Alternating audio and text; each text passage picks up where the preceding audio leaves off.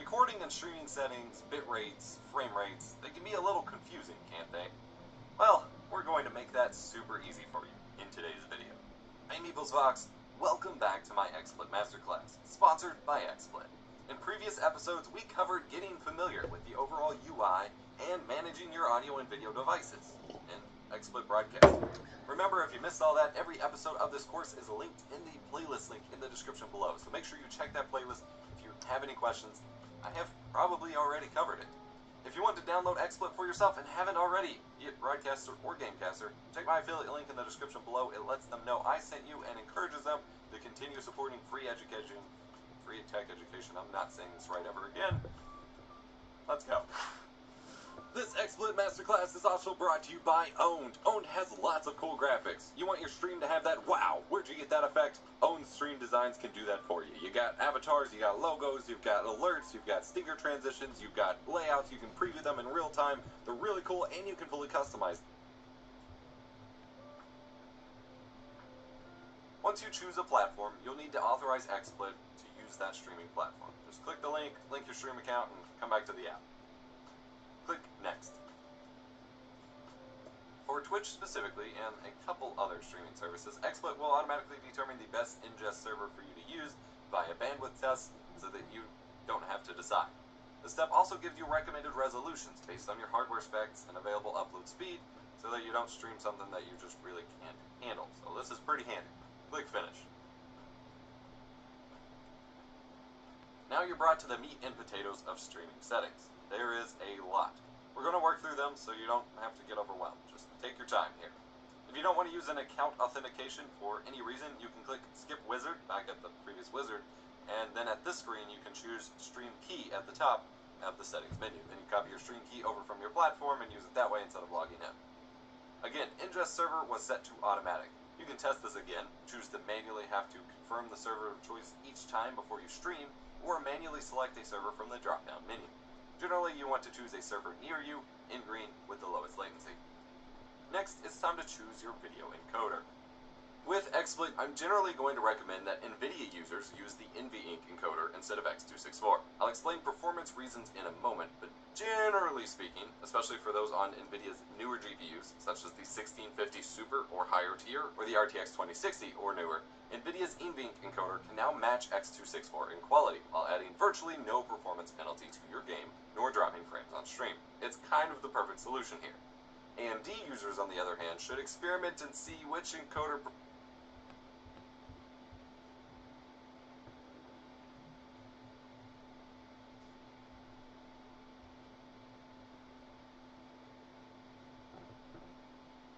XSplit Broadcaster is a very powerful tool for building an advanced, engaging live stream, but it can also be overwhelming with just how much control you actually have. There is a lot of menus, buttons, and everything. It's pretty handy once you know your way around, however. I'm EposVox, and welcome back to my XSplit Masterclass. In this episode, I'll be walking you through the full UI and front-facing options in XSplit, diving into the menus, things like that. XSplit Broadcaster specifically, of course. I just made a video about the differences. I shouldn't keep calling it XSplit. I'll also show you how to set up your streaming settings in future episodes, and we'll cover hotkeys, plugins, advanced setup, and things like that as well. Check the playlist link in the video description for those other videos, as they probably cover everything you want to know and answer all of your questions. Let's flip on over to the desktop and check it out right after a word from our sponsor. This XSplit Masterclass is also brought to work. So this main thing that we've been clicking on is actually your video preview. It does currently have some overlays so you can get set up with it, but this is your video preview. Over here in the top left, of course, you have your normal menu layouts if you're looking for those. So under File, you can save, load, and make a new presentation. This is basically a scene collection if you're familiar with OBS. So you can save out everything that's in your configuration right now. It has both your profile and your scene collection. You can actually save out individual scenes themselves, just so you can import them into other, XSplit uses and things like that. You can duplicate your scene, delete it. You can access your recordings and screenshots, which are saved, wherever you set it here, so you can actually change that location to a folder, hit OK, and then you can open that folder, have any recordings or screenshots, but that would be where they were. Here you can log out of your XSplit account or close the software. Under Broadcast, this is where you're going to set up your different outputs in order to actually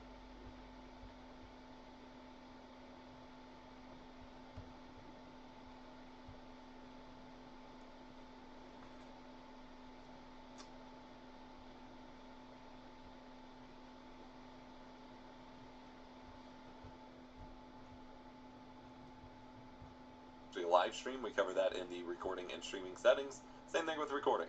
And then once you have those set up for the first time, then you just simply click on them to start recording or streaming. You can see here, I have started recording. Recording locally. And now I will hit stop recording. And we're good to go. Those are fairly straightforward, and again, I have a whole dedicated video about them, but these are how you access your settings. If you click the gear icon next to their name, then you get the actual breakout of all the different settings, which again I cover in that other video.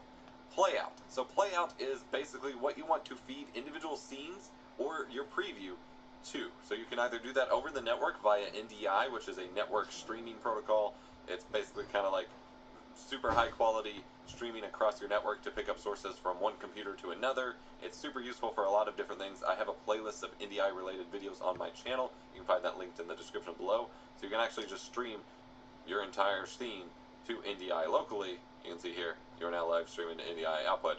That way you can pick it up on another computer to record for later or to implement into another stream, something like that. We're going to turn that off. And a projector, this is similar to other streaming software in that you can send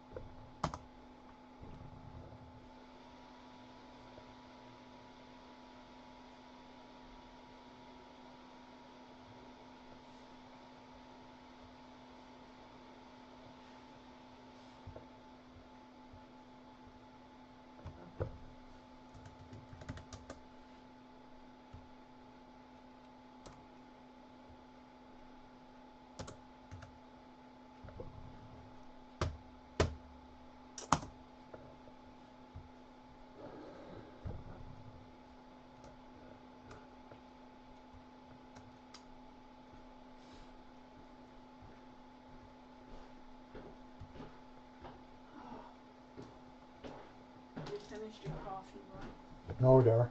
That's when I do the dishes. I'll bring it when I'm done.